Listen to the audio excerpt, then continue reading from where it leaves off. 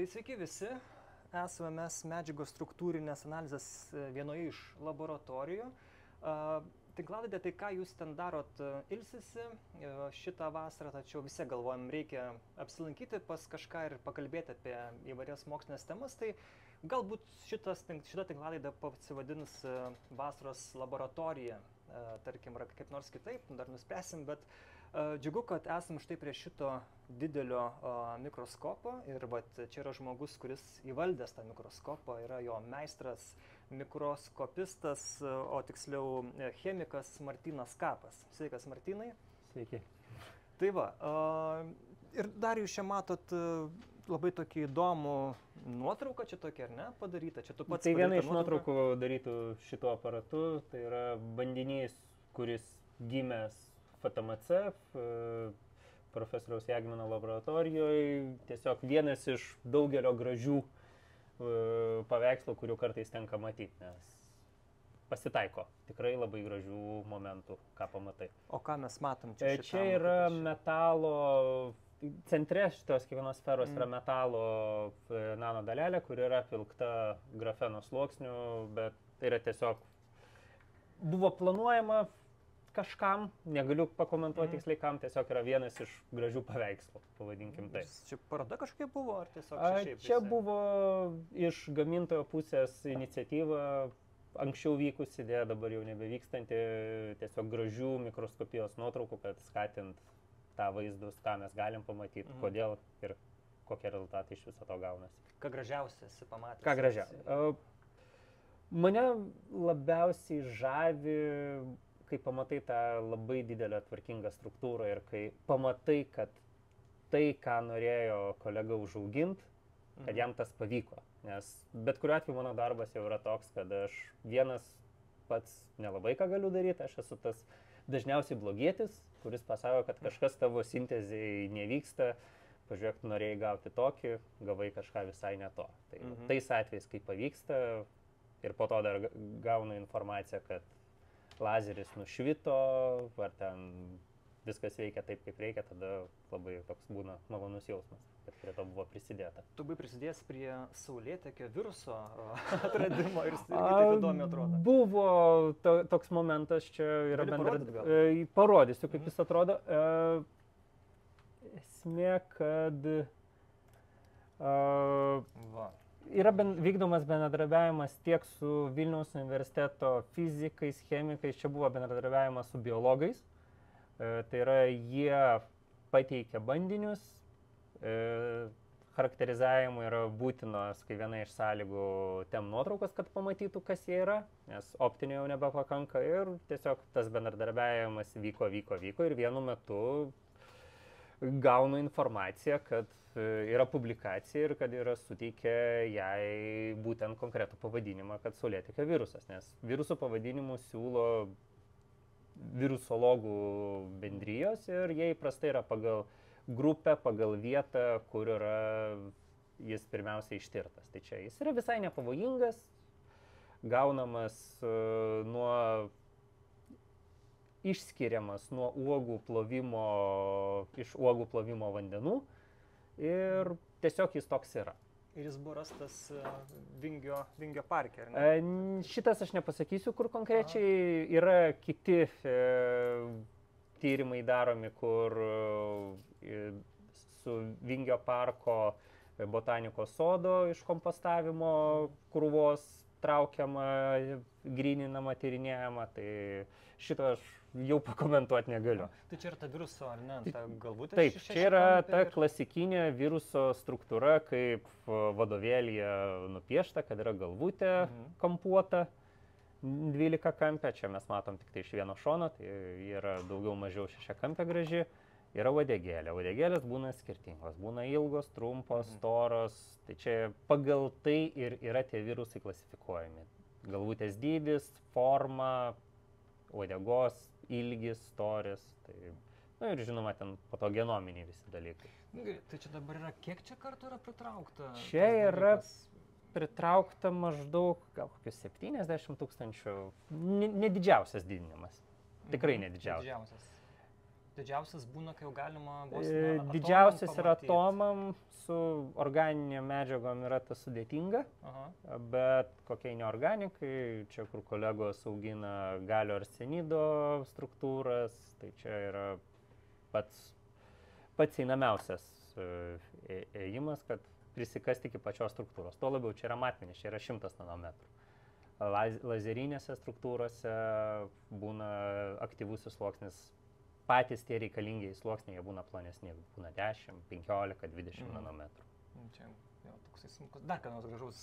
Dar gražaus. Kažką parodyk jo, nes čia labai nekasdien pamatysi tokius vaizdus. Ir aš atsimenu, kai Dominikas Juknelevičius, mūsų chemikas, kažkaip buvo irgi radęs kažką panašaus į tokią nuotrauką, kur jisai augino tos aukso, tas nano dalelės.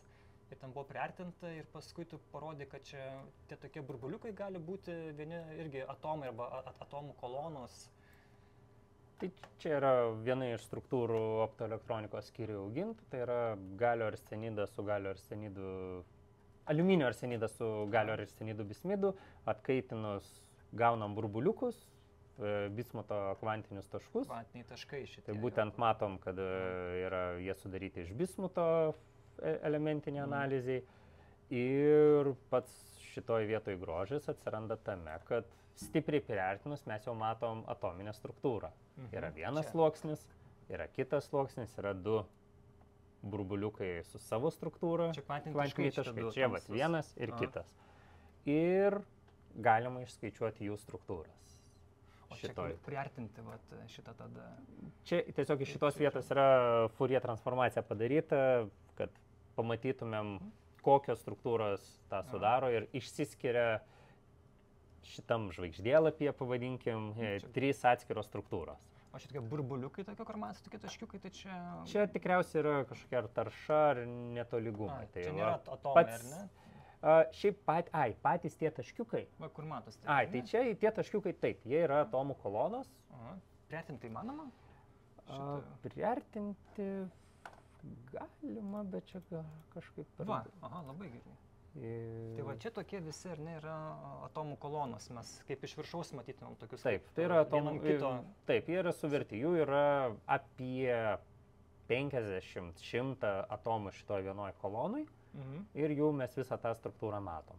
Kai periodiškumas pasikeičia, struktūra kita atsiranda, pavyzdžiui, čia, kur jau yra bismutas, mes matom, kad jie yra išsidėstę visai kitokia tvarka. Ir atstumai skirtingi, simetrija kitokia.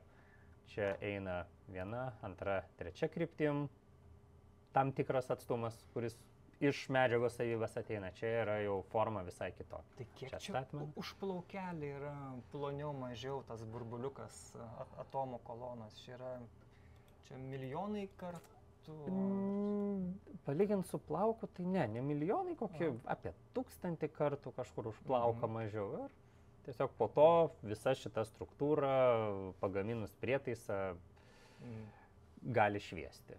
Ir nuo to, kas yra viduj, tai ten švies ant vieno ar ant kito bangos ilgio. Tai dažniausiai ir būna toks bendradarbiavimas, kad yra suplanuota struktūra, žino, ką turi užauginti, kad gautųsi prietaisas, daro auginimą ir vis tiek kartais būna, kad kažkurie parametrai netitinka ir tada labai dažnai eina ir prašo gelbėkit, paaiškinkit, ką mes gavom. Bet žiūrėk, tai yra nerealu, tu gali pamatyti iš arti, vos ne atomus, ar ne? Tu susimastai apie tai, kad čia yra atomą, tu gali realiai pamatyti, kur šiaip toks dalykas, kuris, Šiaip man labiau yra gal atvirkščias dalykas, daugiau minčių duoda, kai aš darau išvadas apie labai didelį objektą, tai yra auginama yra ant 2 colių padėklo, tai yra 5 cm skersmens padėklo ir mano tyrinėjama erdvė yra keli mikronai. Mikronas yra milijoninė metro dalis. Tai mano nagrinėjama erdvė yra keli mikronai, o aš iš to darau išvadas apie visą 5 cm bandinį. Tai yra labai yra lengva paslysti ar kokią nors, pavadinkim, kaip tik ant šiukšlės išpjovė. paruoštas bandinys. Ir tada nežinai, ar kažką, ką pamatėjai, yra per visą bandinį einanti struktūra, ar tai yra tik tai tavo konkrečioje vietoje. Tai tas klausimas visada ir kelia didžiausią tokio stabdymo, ar viskas iš tikrųjų yra taip, kaip atrodo. Va, ir čia mes matom tokių gražius vaizdelius. Ne? Struktūros, tai yra dėl Ramono taikymų reikia, kad būtų metalas atskirtas izoliatoriaus plonų sluoksnių, bet kad būtų atskirta. Tai čia kolegos Neuros grupė sintetinio aukso nanodaleles padengtas geležies oksido sluoksniu ir reikėjo įrodymo. Ir kartu pamatyti, kokio storio sluoksnis, ar susidaro, ar tolygus ir panašiai. Tai čia kartu dar išlenda ir kita visa problema, kad kai bet kokia tarša iš aplinkos yra tų pačių matmenų, čia ypač gal su aplinkotyriniais yra tyrimais, kai net pats autorius nežino, ko tikėtis. Tai reikia sugalvoti, kaip atskirti, ar tai yra tarša iš paruošimo, ar tai yra tai, ką mes norim pamatyti, nes viskas yra panašiai ir neatskirsi, ar tai yra šiukšlė, ar tai yra tai, ko tau reikia. Kvailas klausimas gal, bet kodėl nespalvotos šitos nuotraukos yra? Nuotraukos yra nespalvotos, galbūt paprasčiau po to čia irgi parodyti, tai kad visų pirma spalva yra tik tai, ką žmogus suvokia. Tai yra, žmogui atrodo, kad tai yra žalia, nes jam atrodo, kad tai yra žalia. Aha. Tai fotoaparatai, kokie irgi jie iš principo jo fotografuoja nespalvotai, tik yra per filtrą pereinačius. Čia šiuo atveju yra vietoj šviesos naudojami elektronai, kurie spalvos neturi ir yra nuotrauka fiksuojama irgi to skaitmeninė kamera ir tiesiog tų spalvų nėra. Tai... Gerai, tai čia šitas žaisliukas yra peršviečiantis elektronų mikroskopas. Taip. SEMAS, ar ne? Elektroninis mikroskopas. Temas. Temas, sorry. Temas, ne SEMAS. Temas yra kitas jo. Pusė jo, pavadinkim taip. Pusė, o čia toksai jo didelis. Tai čia, gerai, tai kaip jisai veikia? Kaip veikia, tai labai prisimint vieną dėstytoją per paskaitą buvo, kad mes optinį mikroskopą labai visi puikiai žinom, tai jį paliekam šone. Optinis tas, kur su akim žiūri ir švietia. Tai čia yra labai viskas iš principo labai paprastai. Aš dabar atsitosiu. Ok, galvojau, gal jis reikia. Čia laisvai jo. Optinė mikroskopė yra dažniausiai iš apačios apšvietimas, taip, per vidurį bandinys ir tada lęšiai ir žiūrim per akutę į viršų. Jo. Čia yra viskas apversta. Šviesos šaltinis elektronų patranka yra šitoj vietoj, yra lęšiai suformuojantis spindulį, kuris apšviečia bandinį, bandinys čia ir tada ką mes matom, tai yra šešėliai nuo to bandinio sukūrimi. Šešėliai. Tai tarkim, čia kažką ar negalima įdėti pro tą? Tai čia yra įdedama ir tada mes matom ekranėlyje šitam jau gyvą vaizdą. Čia? Taip. Čia yra gyvas vaizdas. Jeigu norim nufotografuoti, ekranėlį pakeliam, apačioje įlenda kamera, nufotografuojam. Ir visas tas vaizdas yra. Tai ką aš matau, yra žaliam fone visi šitie džiaugsmai. Čia dabar kažkas įdėta yra? Yra vienas iš bandinių įdėtas. Tai čia tas šešėlis to bandinio? Taip, to paties bandinio. Tai ką mes matom. Tai jeigu šitą koją kažkokią. Jo, tai yra koja, tai yra jo tik tai nedidelis likutis likęs, nes vis tiek įdedant, išimant būna kartais ir nulūžta, bet dar šitos dalies man pakanka. O čia kokia medžiaga? Čia yra galio arsenidas su bismido sluoksniais, tai čia iš optoelektronikos skyriaus, tai yra užauginta ant monokristalo daugiasluoksnė struktūra. Tai tie elektronai jie eina iš viršaus ir jie tada kiaurai pereina per šitą? Didžiąją dalim jie praeina kiaurai, tai yra, kad bandinys dėl to yra daromas labai plonas, iki 100 nanometrų storio. Kad galėtų pereiti. Kad galėtų jie pereiti. Tai kur yra tamsiau, ten yra storiau, kur yra ploniau, ten yra tai, ką mes norim matyti. Jeigu kokį padėsiu lapą, kaip per biologijos pamokas, medžio lapą, tai jau nepavyks. Tikrai ne. Tai čia...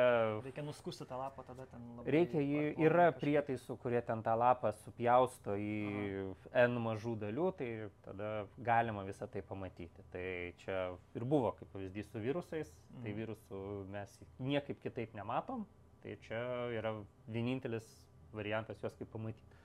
Apie bandinius kalbant, kadangi jau buvo paminėti, čia yra tai, į ką aš tą bandinį įdedu. Aha. Tai, sakykim, taip. Tai čia viduj yra varinis laikiklis jo. Jeigu matot, jam yra 2 spigliukai netoli centro. Spigliukai nelabai, aš tai nematau. Gal matysis nelabai per ekraną nesimato. O tu matai dabar tos spigliukus? aš žinau, kad jie yra. Gerai. Šiaip jie matosi, jie yra. Okay, gerai. Gal po to nuotrauką atskirai. Aha. Ir tie spigliukai mikroskope atrodo va šitai. Va čia matosi šešėlis toksai. Jo, tai čia tas spigliukas vienas. Gerai. O bandinys yra va čia pačiam centre, kur yra jo tokia kaip duobutė, va čia šitas va čia yra bandinys jo.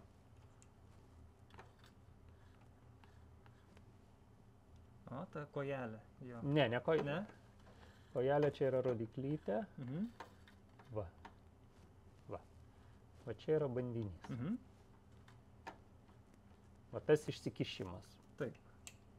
Rodiklytė parodomas.